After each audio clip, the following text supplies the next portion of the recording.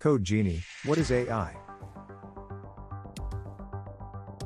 The influential Council of Europe, (CO), defines AI as follows: a set of sciences, theories and techniques, including mathematical logic, statistics, probabilities, computational neurobiology, and computer science, that aims to imitate the cognitive abilities of a human being.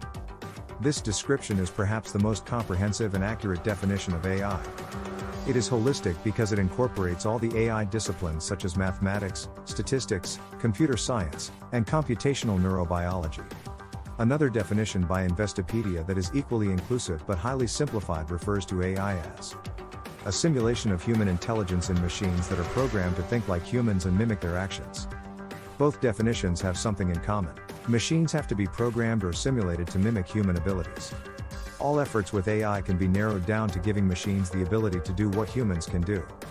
And we have witnessed tremendous strides forward in this regard. Today, we have machines that can walk, talk, detonate bombs, conduct surveillance, and climb stairs. The unsettled debate remains whether such machines can think, act, and make decisions independently.